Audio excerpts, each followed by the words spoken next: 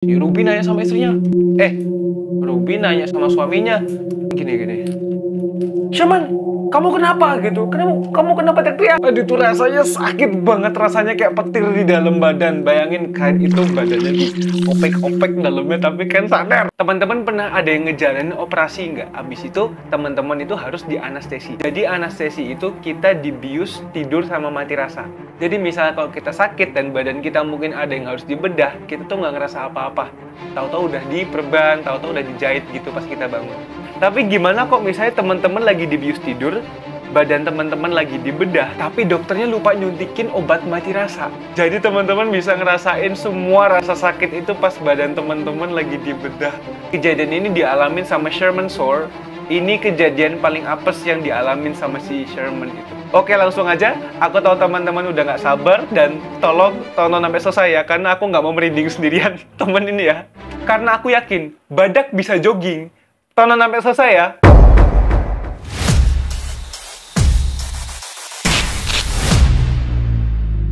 Tahun 2006, ada orang namanya Sherman Shore, umurnya 73 tahun. Dia itu pekerjaannya salah satu yang paling berbahaya di dunia. Dia itu kerjanya nambang batu bara di West Virginia. Pokoknya dia itu tipe orangnya ekstrim, karena dia itu nyaris mati beberapa kali gara-gara pekerjaannya dia. Nah, cuma pas dia pensiun, dia akhirnya berhenti dari pekerjaannya itu. Habis itu dia jadi pendeta. Nah, meskipun mukanya sangar, serem gitu, dia itu sebenarnya orang lembut banget. Dia baik banget sama orang-orang di sekitar dia. Dia juga kakek yang sayang banget sama cucunya. Pokoknya kalau ada kesibukan, semuanya itu disingkirin. Habis itu dia main sama cucunya. Nah, tapi di bulan Januari tahun itu, tiba-tiba sifatnya berubah drastis banget, teman-teman. Tiba-tiba dia itu jadi orang yang paranoid. Semuanya dimulai sore itu tanggal 19 Januari. Sherman sama istrinya namanya Ruby lagi duduk di ruang tengah di sofa gitu kan. Mereka lagi nyantai gitu kan. Nah, tiba-tiba Sherman ini teriak keras banget, gitu. Dia teriak keras banget. Nah, istrinya kaget dong. Sherman itu teriak kayak dia tuh ngeliat sesuatu yang ngeri banget di depan dia. Tapi pas istri yang lihat, iya itu nggak ada apa-apa. Si Ruby nanya sama istrinya. Ruby nanya sama suaminya. Gini. Sherman, kamu kenapa gitu? Kamu kenapa teriak? Ruby ngeliat ke Sherman, tapi Sherman cuma kaget gini doang. Nggak ngerespon apa-apa. Habis dia teriak, dia cuma bisa ngalin pandangan kayak orang kesurupan gitu. Nah, nggak lama Sherman ini teriak ke Ruby, jangan biarin mereka masuk, nanti mereka matiin aku gitu. Matiin maksudnya buuh ya. Nah, Ruby ini kaget banget, soalnya Sherman ini nggak kayak Sherman, ya kayak orang lain, aneh banget ya. Nah, sepanjang hari itu Sherman teriak-teriak lagi kayak dia tuh ngeliat sesuatu yang ada di depan dia, tapi nggak ada apa-apa gitu. Nah, si Ruby kan panik kan, dia akhirnya nelfon ambulans. Ruby kan heran banget, Sherman itu orangnya kuat, bersemangat gitu kan. Nah, tiba-tiba jadi aneh begini. Dia akhirnya mikir, ayo dah dibawa tidur aja, paling besok pagi udah sembuh gitu kan. Tapi besok paginya nggak sembuh, malah makin aneh lagi. Nah, tahu-tahu besok paginya itu Sherman itu cuma natap langit-langit kayak gini. Gitu doang, padahal nggak ada apa-apa. Nah, ini jelas banget si Sherman belum sembuh. Ruby buru-buru nelpon keluarga lain buat minta bantuan. Tapi pas si Ruby nelpon, Sherman bilang, jangan telepon mereka, jangan biarkan mereka masuk. Sherman takut banget dan Sherman bilang kalau mereka itu bakal ngubur dia hidup-hidup. Satu-satunya orang yang Sherman bolehin deket-deket sama dia cuma istrinya, Ruby. Keluarga lainnya aja nggak dibolehin. Semua orang nggak sadar kalau sebenarnya Sherman itu ada alasan kenapa dia jadi aneh kayak begitu. Jadi, beberapa minggu sebelum tanggal 19 Januari itu, Sherman perutnya sakit banget. Sherman, istrinya sama anaknya pergi ke dokter gitu kan. Ya, katanya sih ada masalah di kantong empedunya. Tapi buat mastiin, katanya Sherman harus ngejalanin operasi eksplorasi. Jadi perutnya itu dibuka dan dicari tahu masalahnya itu apa. Dokternya nanya gini, Pak Sherman mau langsung dioperasi atau ditunggu aja besok sakitnya udah reda apa belum? Sherman akhirnya diskusi sama anak istrinya dan hasil diskusi mereka begini, gimana ini aku jalanin operasi nggak gitu? Tapi udah sakit banget gitu. Ruby bilang, yaudah kamu jalanin aja nggak apa-apa, paling kalau langsung dioperasi besok langsung sembuh, kata Ruby begitu. Nah, tanggal 19 Januari, hari dimana Sherman ngalamin perubahan total. Padahal dia masuk ke rumah sakit dalam keadaan normal. Dia waktu itu pergi sama anak istrinya. Mereka akhirnya pergi ke arah ruang bedah gitu. Nah akhirnya si Sherman pamitan sama istrinya dan mintain doa biar operasinya lancar. Di ruang operasinya dia baring di ranjang operasi, habis itu dia ngeliatin lampu-lampu di atas. Nah habis itu operasi dimulai. Pertama dokternya itu masang selang infus di tangannya. Terus perawatnya itu nurunin masker oksigen ke mukanya Sherman biar dokter anestesi bisa ngasih 2 obat campuran bius. Sherman dijadwalin dapat anestesi umum, jadi dia tuh nggak bakal ngerasa apa-apa selama operasi. Habis itu bangunnya ya di ruang pemulihan di sana. Nah tapi masalahnya dokter itu cuma ngasih 1 dari 2 obat bius yang harusnya Sherman dapat. Dia kasih obat paralitik yang bikin Sherman lumpuh, tapi lupa ngasih obat anestetik yang bikin Sherman itu nggak bisa ngerasain apa-apa, nggak bisa ngerasain sakit apa-apa. Sherman pikir dia udah dapat obat yang bener. Nah perawat ini nyuruh Sherman ngitung dari 10 hitung mundur gitu.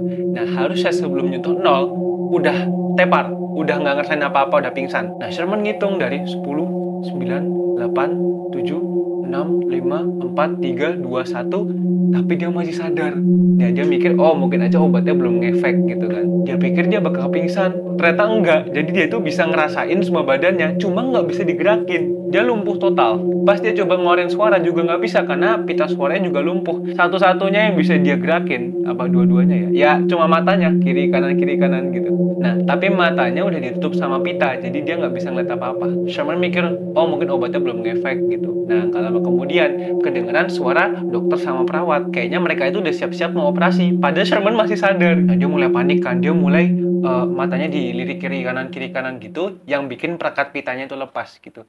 Nah, tapi nggak lama habis itu, dokternya bilang, scalpel gitu. Maksudnya, tolong ambilin scalpel gitu.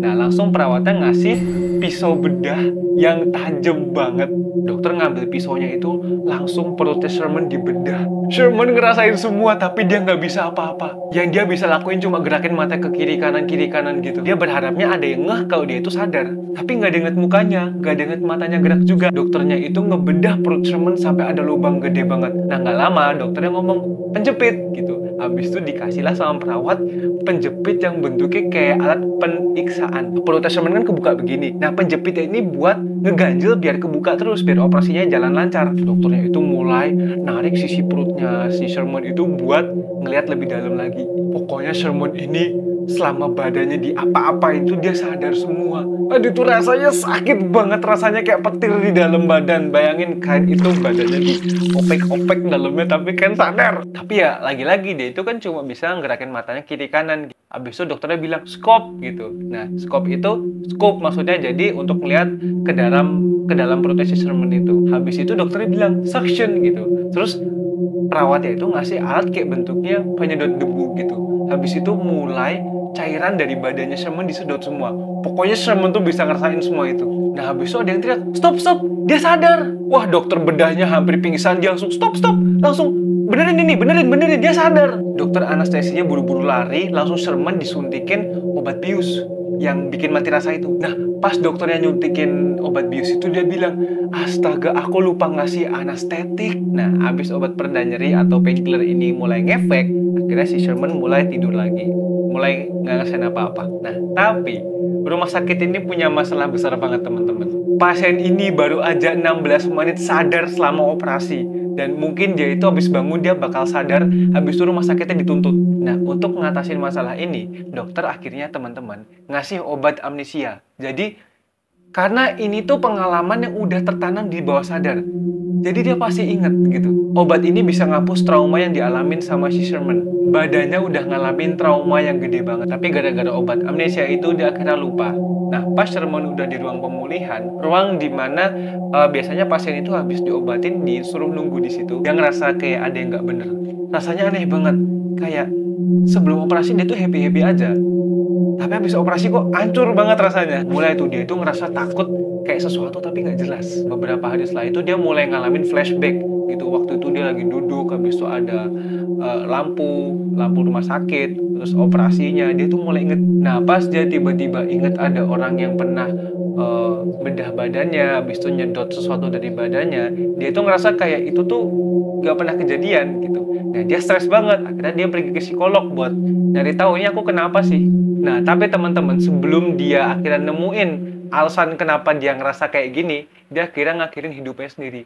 Karena dia udah nggak tahan. Dia ngakhirin hidupnya tanggal 2 Februari, tepat 2 minggu habis operasi. Nah, mereka kan dapat laporan medis hasil operasinya itu tanggal 19 Januari.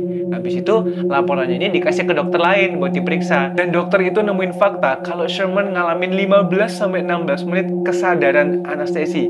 Saat dimana orang itu sadar, bisa ngerasain semuanya pas dia lagi ngejalanin operasi. Dan gilanya teman-teman, ini dialamin sama 20.000 orang setiap tahunnya. Tapi kasusnya Sherman, di mana dia itu sampai disuntikin obat amnesia juga, ini langka banget. Keluarga Sherman nutup rumah sakitnya habis itu tahun 2008, dikasih ganti rugi tapi jumlahnya nggak diumumin. Aduh, kasihan banget Sherman. Oke, jadi gitu pengalaman apa sih Sherman, di mana dia ngalamin 16 menit sadar selama operasi. Like, share, komentar. Kalian mau nggak aku cerita ngeri kayak gini lagi? Follow Instagramku @chestermahendradata biar teman-teman jadi orang pertama yang tahu update dari aku. Pencet tombol merah dan notifikasinya biar kita bisa ketemu lagi di next video.